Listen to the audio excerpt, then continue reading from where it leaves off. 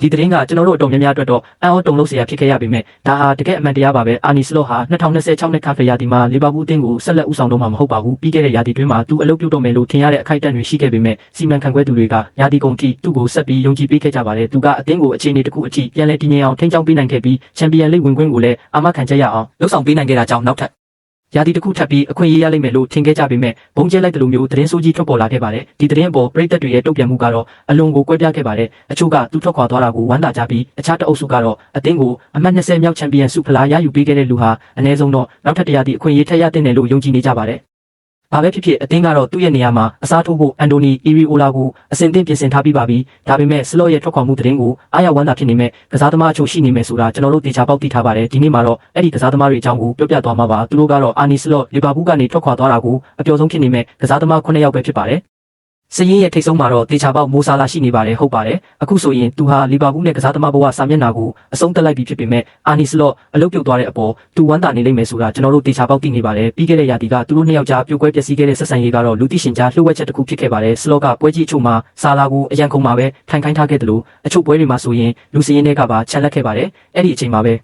ဆာလာကအသင်းခက်ခဲတဲ့အချိန်တွေကြုံတွေ့နေရတော့မှနီးပြကသူ့ပေါ်အပြစ်ပုံချခဲ့တယ်လို့လူသိရှင်ကြားပြစ်တင်ဝေဖန်ခဲ့ပါတယ်တကယ်တော့အခြေအနေတွေကဘလောက်ထိတင်းမာခဲ့လဲဆိုရင်ရာသီဝက်မှာအာဖရိကဖလားပြိုင်ပွဲအတွက်အီဂျစ်အသင်းစီတွားရောက်ပူးပေါင်းပြီးတဲ့နောက်ဆာလာတယောက်လီဗာပူးကိုပြန်မလာတော့ဘူးလို့လူအများစုကတကယ်ကိုထင်ကြေးပေးခဲ့ကြတဲ့အထိပါပဲအကြောင်းရင်းကတော့ရိုးရိုးရှင်းရှင်းလေးပါဆာလာဟာဒီမန်နေဂျာကိုလုံးဝမနှစ်သက်ခဲ့တယ်လို့လီဗာပူးရဲ့အသင်းကောင်းဆောင်နီးပြတယောက်ဖြစ်လာဖို့မထိုက်တန်ဘူးလို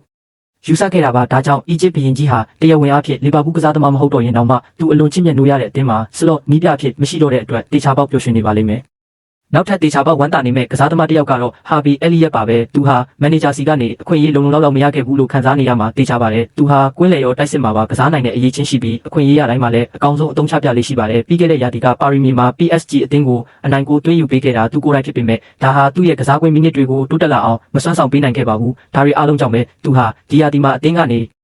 အနားနဲ့ထွက်ခွာခဲ့ရပြီးအခြေအနေတွေကသူ့အတွက်ပိုလို့တောင်ဆိုးရွားသွားခဲ့ပါတယ်။ရာသီဝက်လောက်မှာသူ NAS Mols လိစီရောက်သွားရတော့မယ့်အခြေအနေထိဆိုးရွားခဲ့တာပါ။ဒါပေမဲ့အခုဆလော့ထွက်သွားပြီဖြစ်လို့အဲလီယက်အနေနဲ့လီဗာပူးအသင်းစီပြန်လည်ပူးပေါင်းခွင့်ရဖို့အခွင့်အရေးကိုမြင်တွေ့နေရတော့ပါပြီ။သူဟာအက်စတွန်ဗီလာမှာအငှားထွက်ကစားရာကနေပြန်လာပြီးနီးပြတစ်ကိုအထင်ကြီးအောင်ဆွမ်းဆောင်ပြနိုင်ရင်အသင်းမှာအခွင့်အရေးအစစ်အမှန်ရလိမ့်မယ်လို့ယူဆနေမှာပါ။အခုဆာလာလည်းမရှိတော့တဲ့အတွက်အဲလီယက်အနေနဲ့အသင်းရဲ့ညာတောင်ပံနေရာကိုရယူနိုင်ဖို့အစွမ်းပြရတော့မှာဖြစ်ပြီးဆလော့ရဲ့ထွက်ခွာမှုကသူ့ကိုမျှော်လင့်ချက်တွေအများကြီးပေးစွမ်းနေမှာတေချာပါတယ်ဒါပေမဲ့အာနီစလော့ထွက်ခွာသွားတာကိုအပျော်ဆုံးဖြစ်နေမဲ့လက်ရှိအသင်းရဲ့တိုက်စစ်ကစားသမားကတော့တေချာပေါက်ဖီဒီရီကိုကီဆာပဲဖြစ်ပါတယ်။ဒါကိုဖုံးကွယ်ထားလို့မရပါဘူး။စလော့ကကီဆာကိုလုံးဝသဘောမကျခဲ့တာထင်ရှားပါတယ်။သူဟာဒီယာဒီလိပွဲနဲ့ချန်ပီယံလိပြိုင်ပွဲတွေမှာကီဆာကိုပွဲထွက်လူစင်းရင်ဖြစ်တစ်ကြိမ်နဲ့သာအသုံးပြုခဲ့ပါတယ်။စက်တင်ဘာလတုန်းကကီဆာဟာဆောက်တန်တန်နဲ့လိကလာပွဲမှာဂိုးဖန်တီးမှု2ကြိမ်ပြုလုပ်ခဲ့ပြီးပဲလစ်နဲ့ပွဲမှာလူစားဝင်လာပြီးပွဲနောက်ပိုင်းချီပါကိုတွင်းယူခဲ့တယ်လို့ Uniteတက်တဲ့ပွဲမှာလည်းလူစားဝင်ပြီးနောက်ကျချီပေါကိုအတွက်ဖန်တီးပေးခဲ့လို့လီဗာပူးရဲ့လအကောင်းဆုံးကစားသမားစုရရှိခဲ့တဲ့အထိအခြေအနေကောင်းခဲ့ပေမဲ့ဒါကစလော့ရဲ့စိတ်ကိုမပြောင်းလဲနိုင်ခဲ့ပါဘူးဆာလာကအာဖရိကဖလားသွားကစားနေပြီးအီဆက်တန်ရရနေတဲ့အချိန်မျိုးမှာတော့မန်နေဂျာအနေနဲ့ကီဆာကိုထည့်ကစားလိမ့်မယ်လို့ခင်ဗျားတို့ထင်ခဲ့ကြမှာဖြစ်ပေမဲ့သူမလုပ်ခဲ့ပါဘူးအဲ့ဒီအစားသူကစူပေါ်စလိုင်းကိုတောင်ပံမှာရွှေ့ကစားစေခဲ့ပြီးအီတလီကျဲပွင့်ကိုတော့အရန်ကုန်မှာပဲထိုင်ခိုင်းထားခဲ့ပါတယ်အဲ့ဒီနောက်ဇန်နဝါရီလရောက်လာခဲ့ပါတယ်ကီဆာကကစားခွင့်ပိုရဖို့အတွက်ဂျူဗင်တက်စ်ကိုပြန်ကျင်ခဲ့ပေမဲ့နီးပြကသူ့ကိုအထွက်မခံခဲ့ပဲရာသီဝက်နောက်ပိုင်းမှာလည်းပွဲထွက်ကစားခွင့်မပေးခဲ့ပြန်ပါဘူးကီဆာကတော့သူ့အပေါ်ဆက်ဆံခဲ့တဲ့ပုံစံကြောင့်စလော့ကိုမုန်းတီးနေလောက်မှဖြစ်ပြီးအခုသူထွက်သွားတဲ့အပေါ်စိတ်လှုပ်ရှားနေမှာပါသူ့ရဲ့အရေးချင်းအလုံးလုံးထားဘတ်စုံကစားနိုင်စွမ်းတဲ့ကိုတွင်းလိုစိတ်တွေကြောင့်နီးပြတစ်ကိုသူဟာလီဗာပူးလိုအသင်းမျိုးမှာပုံမှန်ပွဲထွက်ကစားနိုင်တဲ့အရေးချင်းရှိသူဖြစ်ကြောင်းသက်သေပြဖို့ယုံကြည်ချက်အပြည့်ရှိနေမှာသိကြပါတယ်ကဲလီဗာပူးကနေစလော့ထွက်ခွာသွားတဲ့အပေါ်စိတ်လှုပ်ရှားနေမဲ့တခြားကစားသမားတွေအကြောင်းမပြောခင်မှာအကယ်၍ခင်ဗျားတို့အနေနဲ့ဒီ channel ကို subscribe မလုပ်ရသေးဘူးဆိုရင်အခုပဲအမြန်ဆုံးလုပ်ထားလိုက်ပါဦးဒါမှကျွန်တော်တို့ရဲ့အမိုက်စားကြောင်းရာတွေကိုဘယ်တော့မှလက်လို့မခံရမှာပါလုပ်ပြီးပြီလားကဲဗီဒီယိုစီပြန်သွားကြရအောင်နောက်ထပ်တော်တော်လေးစိတ်လှုပ်ရှားနေမဲ့သူကတော့ဂျေရမီဖရင်ဘောင်ပဲဖြစ်ပါတယ်ဟုတ်ပါတယ်စလော့ဟာသူ့ကိုလီဗာပူးစီခေါ်ဆောင်လာခဲ့တဲ့မန်နေဂျာဖြစ်ပြီးညံ့ညံ့တတပြောရရင်သူ့ကိုပွဲခဏခဏပေးကစားခဲ့ပါတယ်တခါတလေဆာလာရဲ့အရှိမတောင်ပွဲထွက်ခွင့်ပေးခဲ့တာပါဒါပေမဲ့စလော့ရဲ့စနစ်မှာဖရင်ဘောင်အတွက်အဆင်မပြေတဲ့အရာတစ်ခုခုရှိနေခဲ့ပါတယ်အဲ့ဒီစနစ်ကသူ့ရဲ့အားသာချက်တွေထက်အားနည်းချက်တွေကိုပဲပိုပြီးမြင်သာစေခဲ့တယ်လို့ပါပဲဖရင်ဘောင်လီဗာပူးအတွက်ကွင်းနဲ့ဆင်းကစားတဲ့အချိန်တိုင်းမှာခံစစ်မှာပဲကစားတိုက်စစ်မှာပဲကစားသူဟာဘာလို့ရမှန်းမသိဖြစ်နေခဲ့ပါတယ်သူဘယ်တော့မှစိတ်ချရတဲ့စမ်းဆောင်ရည်မျိုးမပြသနိုင်ခဲ့ပါဘူးပြီးတော့ခင်ဗျားတို့မှတ်မိဦးမလားမသိဘူးစလော့ဟာခရစ္စတယ်ပဲလစ်ရဲ့နောက်ကျကိုအတွက်ဖရင်ဘောင်ကတိုက်စစ်ကိုပဲအလွန်ကျော်အာယုံဆိုင်နေလို့ဆိုပြီးသူ့ပေါ်အဖြစ်ပုံချခဲ့မှုပါတယ်အဲ့ဒီကိုကြောင့်လီဗာပူးဟာရာသီရဲ့ပထမဆုံးရှုံးပွဲနဲ့ရင်ဆိုင်ခဲ့ရပြီးအသင်းအတွက်တကယ်ပြန်ပရာကာလကိုစတင်စေခဲ့တာပါဒါတွေအားလုံးရဲ့အဆုံးသတ်မှာတော့ကစားသမားဟာနယ်သာလန်တင်းရဲ့ကမ္ဘာဖလားလူဆိုင်ရင်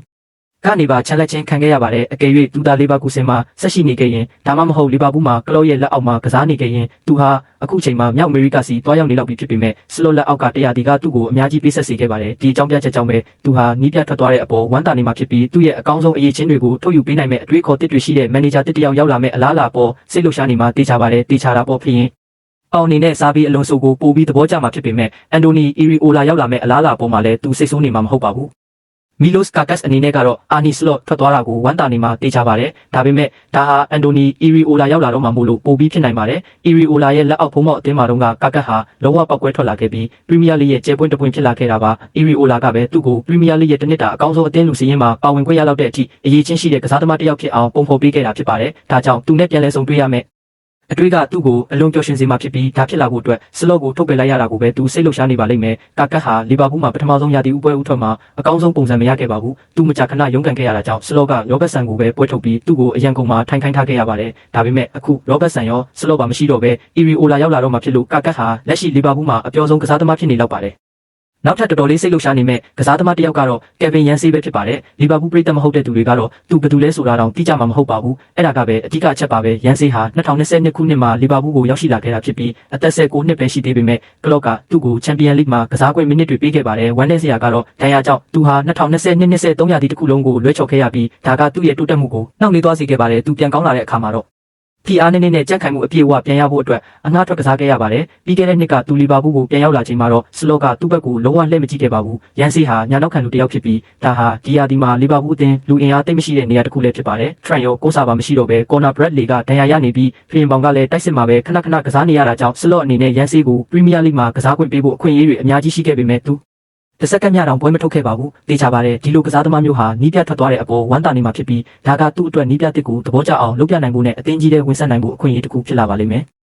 နောက်ဆုံးအနေနဲ့သူဟာလီဗာပူးကစားသမားမဟုတ်တော့တာမှန်ပေမဲ့ထည့်ပြောရမယ့်သူရှိပါသေးတယ်ဒါဝင်နူးညက်စ်ဟာလီဗာပူးကစလော့ကိုအခုလိုထုတ်ပယ်လိုက်တဲ့အပေါ်တေချာပေါက်အလွန်ဝမ်းသာနေပါလိမ့်မယ်အစကတည်းကသူတို့နှစ်ယောက်ကြားမှာဘာဆက်ဆံရေးမှမရှိသလောက်ပါပဲစလော့ကနူးညက်စ်အပေါ်ဘယ်တော့မှမယုံကြည်ခဲ့သလိုသူ့ကိုယ်သူတက်တည်ပြဖို့အခွင့်အရေးအစစ်အမှန်ပေးဖို့လည်းစိတ်မဝင်စားခဲ့ပါဘူးပြီးတော့အခွင့်အရေးရတာနဲ့သူ့ကိုအသင်းကနေထွက်ခွာအောင်ဖိအားပေးခဲ့ပါတယ်သူလီဗာပူးကနေထွက်ခွာသွားခဲ့တာတစ်နှစ်ကျော်ပြီဖြစ်ပေမဲ့စလော့အထုတ်ခံရတဲ့သတင်းကိုကြားရတဲ့အခါဒီလူကွေးတိုက်စစ်မှုရဲ့မျက်နှာထပ်မှာအပြုံးကြီးတစ်ခုရှိနေမယ်ဆိုတာကျွန်တော်တို့တေချာပေါက်သိနေပါတယ်တေချာတာပေါ့ဒါကသူ့ရဲ့အနာဂတ်ဒါမှမဟုတ်သူ့ရဲ့ကစားသမားဘဝအပေါ်ဘလို့မှတက်ရောက်မှုမရှိပေမဲ့လွန်ခဲ့တဲ့နှစ်ကသူ့ကိုနီးပြကအသင်းကနေမောင်းထုတ်ခဲ့တယ်လို့မျိုးအခုအသင်းကစလော့ကိုပြန်ပြီးမောင်းထုတ်လိုက်တဲ့အပေါ်မှာသူကျင်းတဲ့အားရမှုတစ်ခုကိုခံစားနေရလိမ့်မယ်လို့ကျွန်တော်တို့ယုံကြည်ပါတယ်ဘာပဲဖြစ်ဖြစ်အခုချိန်ကတော့ခင်ဗျားတို့ရဲ့အတန်ကိုနားထောင်ရမယ့်အချိန်ပါပဲအာနီစလော့လီဗာပူးကနေထွက်ခွာသွားတာကိုဝမ်းသာနေမဲ့တခြားကစားသမားတွေရှိသေးတယ်လို့ခင်ဗျားတို့ထင်ပါသလားလက်ရှိအချိန်မှာဘယ်ကစားသမားကအပျော်ဆုံးဖြစ်နေမယ်လို့ထင်ပါသလဲသူတို့ရဲ့နာမည်တွေကိုကွန်မန့်မှာရေးပေးခဲ့ပြီးဘာကြောင့်လဲဆိုတာကိုပါပြောပြပေးခဲ့ကြပါဒီဗီဒီယိုကိုသဘောကျတယ်ဆိုရင် thumbs up ပေးခဲ့ပြီး channel ကိုလည်း subscribe လုပ်ထားပေးပါဦးပြီးတော့သတင်းသစ်တွေကိုလက်မလွတ်ရအောင်ခေါင်းလောင်းအသိပေးချက်လေးကိုလည်းဖွင့်ထားပေးပါဦးနောက်ဗီဒီယိုမှာပြန်ဆောင်ကြတာပေါ်တာ